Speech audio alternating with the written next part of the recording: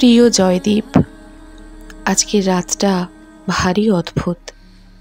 ঘুম আসার প্রশ্নই নেই, তবু অনেকক্ষণ চুপ করে বিছানায় শুয়েছিলাম। বুঝতে পারছিলাম পাশের ঘরে তোমার মা বাবাও জেগে আছেন। বাবা পায়চারি করছিলেন, মা বারবার উঠে জল খাচ্ছিলেন। যতক্ষণ ওদের নড়াচড়ার শব্দ পাওয়া যাচ্ছিল, আমি প্রাণপণে নিঃশব্দে শুয়ে থাকার চেষ্টা করছিলাম। গত 3 বছর ধরে এমনভাবে নিশ্চুপে নির্ঘুমে রাত কাটিয়ে দেওয়াটাই আসলে আমার অভ্যেস হয়ে গেছে। এক সময় পায়ের শব্দ আস্তে আস্তে থেমে এলো। ক্লান্ত হয়ে পড়েছিলেন। দুশ্চিন্তা, দুর্ভাবনা সব মিলিয়েই দুজনে একদম বিপর্যস্ত। এত কিছু সত্ত্বেও বয়সের ভারেই হয়তো একসময় ঘুম নেমে এলো চোখে। একটু সময়ের জন্য অন্তত শান্তি। আমার কিন্তু সেটুকুও হয় না জানো। ওষুধ খেলে রাতটা একটা ঘোরের মধ্যে কাটে বড় জোর, কিন্তু নিশ্চিন্তে গভীর ঘুমে তলিয়ে যাওয়ার বোধ আমি ভুলে গেছি। অথচ দেখো, শ্বশুর বাড়ি বাপের বাড়ি সর্বত্রই ঘুম কাতুরে বলে আমার দুর্নাম ছিল। পাশের ঘরে সব চুপচাপ হয়ে গেলে বাবুয়া অঘোরে ঘুমাচ্ছে দেখে আমি খাট থেকে নেমে এসে টেবিলে বসেছি।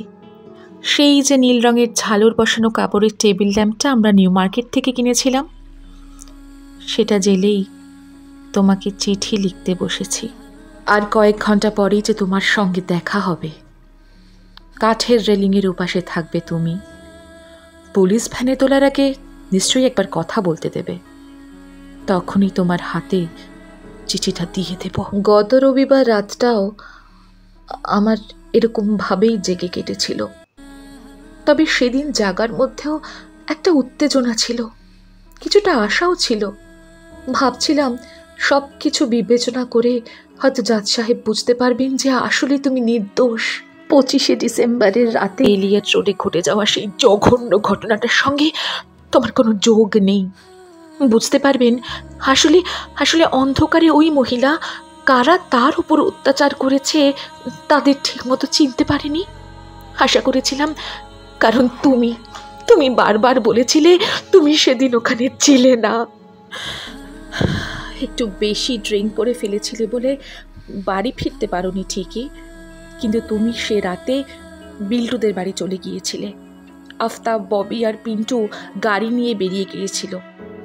বিল্টু আর তুমি গাড়িতে ওঠার আগে পর্যন্ত একসঙ্গে ছিলে বলেই পুলিশ তোমাকে সন্দেহ করে ধরে নিয়ে গেছে।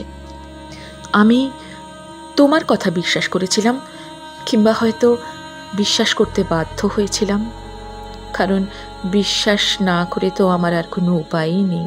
যাকে ভালোবেসে বিয়ে করেছি, যার সন্তানের মা হয়েছি, সে মধ্যরাতে একজন অসহায় মহিলাকে ধর্ষণ করেছে, এ কথা চোখের সামনে দেখলেও বিশ্বাস করা কঠিন হয়। বিশ্বাস করতে চায় না মানুষ। তাই আশা করেছিলাম হয়তো তুমি নির্দোষ প্রমাণিত হবে। 3 বছর পর হাসি মুখে তোমার সঙ্গে বাড়ি ফিরব। পরদিন সকালে স্নান সেরে মা যাবেন কালীঘাটে পুজো দিতে। কিন্তু সেসব কিছুই হলো না।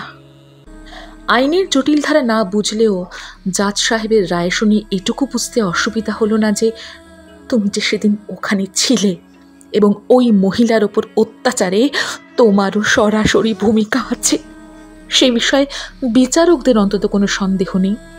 প্রমাণ তারা ঠিকঠাকই পেয়েছেন, আর সেজন্যই বাকিদের সাথে তোমাকেও দোষী সাব্যস্ত করেছেন।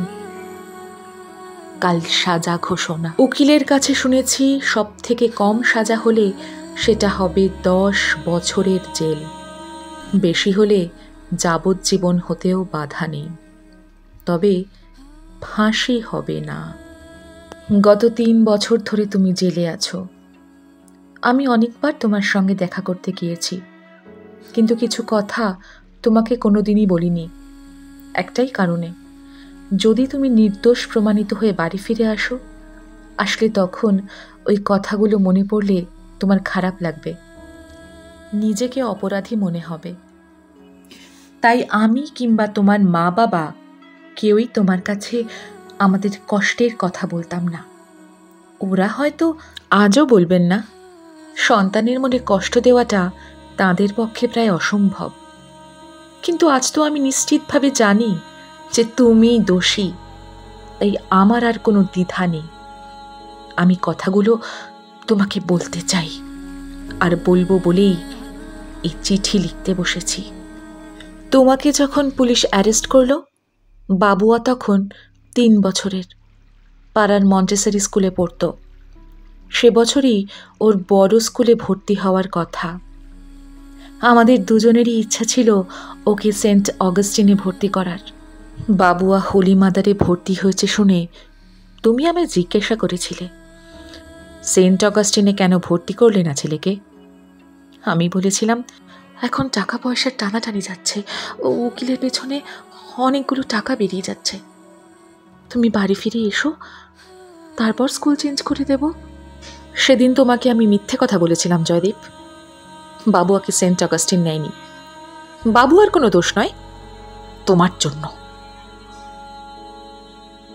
ইন্টারভিউয়ের দিন বাবা কেন আসেনি জিজ্ঞাসা করায় আমি সত্যি কথাই বলেছিলাম। তখনই ওরা আমাকে জানিয়ে দিয়েছিলেন, এইরকম একটা পারিবারিক ব্যাকগ্রাউন্ডের ছেলেকে ওনারা স্কুলে নেবেন না, এতে অন্য বাচ্চাদের ওপর খারাপ প্রভাব পড়তে পারে।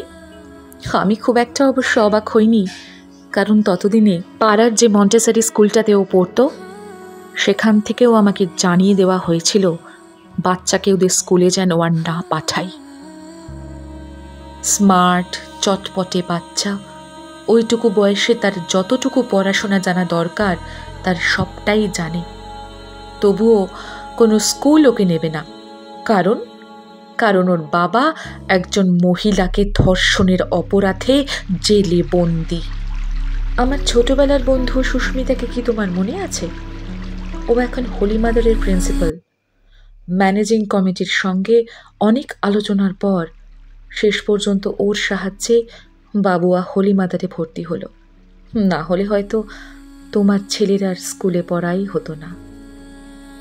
টাকা পয়সার অভাব আমাদের হয়নি, কারণ তোমাদের ব্যবসা থেকে আয় ভালোই। তাছাড়া আমারও তো একটা চাকরি আছে, ভাগ্য ভালো সেটা সরকারি চাকরি, তাও আবার কেন্দ্রীয় সরকারের। তা না হলে এতদিনে আমার চাকরিটাও যেত নিশ্চিত। তবে চাকরি না গেলেও অফিসে যাওয়াটা এখন আমার কাছে একটা দুর্বিষহ অভিজ্ঞতা। অফিসের প্রতিটি লোক আমার দিকে সহানুভূতির চোখে তাকায়। দেখতে ভালো বলে আমার মনে অল্প অহংকার ছিল, এখন মনে হয় সেটা আসলেই অভিশাপ।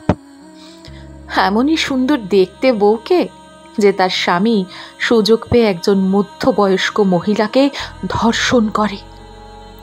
আমার মতো মেয়েকে তো সবাই করুণাই করবে, তাই না? তবে শুধু করুণাই নয়, তার সঙ্গে আবার নিষিদ্ধ আনন্দ উপভোগের ইচ্ছেও থাকে।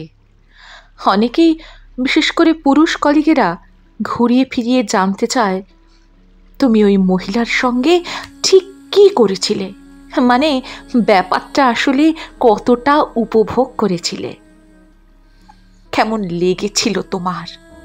ওদের ওই আভাসে ইঙ্গিতে জানার ইচ্ছেটা বুঝে গা ঘিন ঘিন করে আমার। কিন্তু কিছু তো করার নেই, তাই চুপ করে সহ্য করে যাই।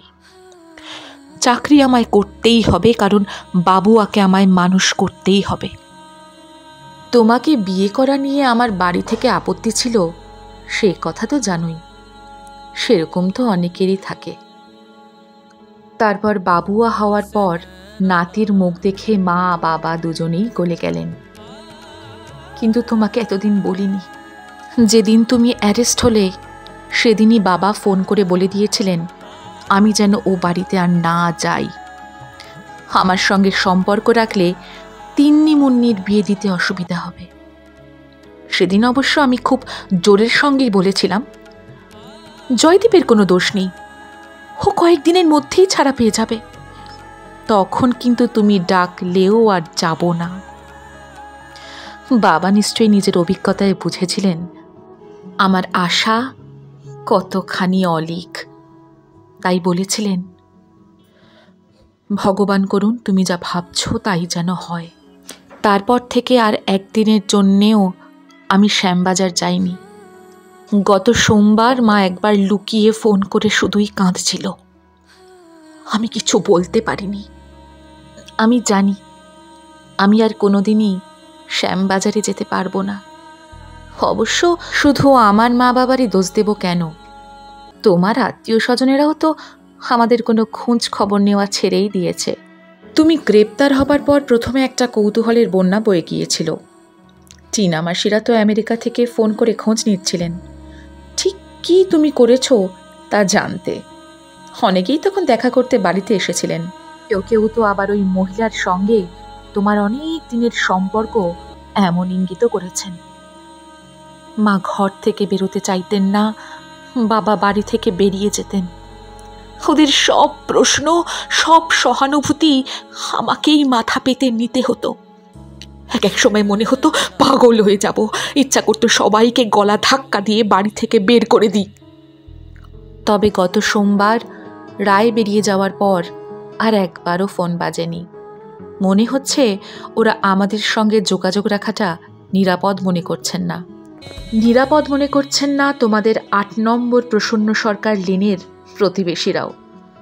চায়না কাকিমা কিংবা শ্যামল জেঠুরা রাস্তায় দেখা হলে আমাদের সঙ্গে আর কথা বলেন না।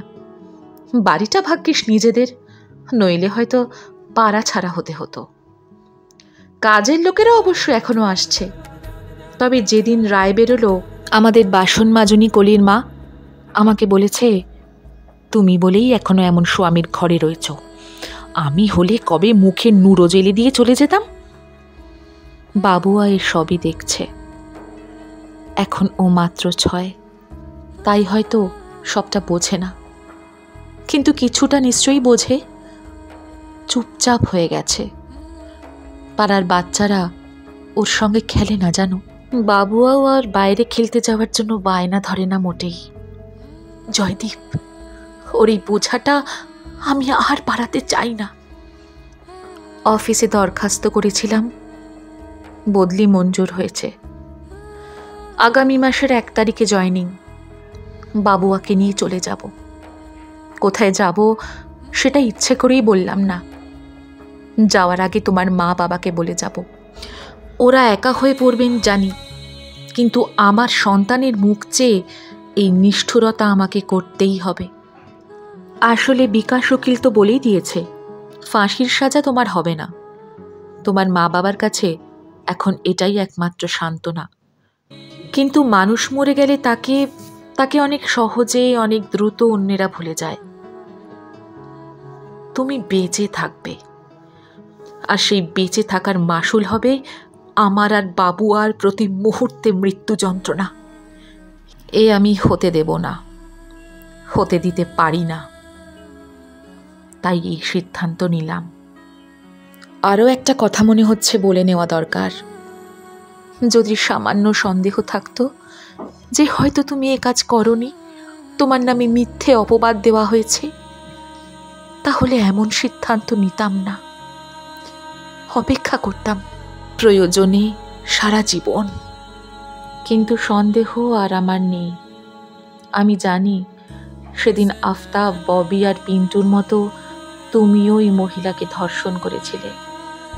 আমার ভালোবাসা কিংবা বাবু আর কচি মুখ কিছুই তোমার সেদিন মনে পড়েনি। তাই আমারও অপেক্ষা করার প্রয়োজন পড়িয়েছে। জেলের ভেতরে তো আর ভালো থাকা যায় না, তাই ভালো থাকতে বললাম না। ইতি, মনিকা।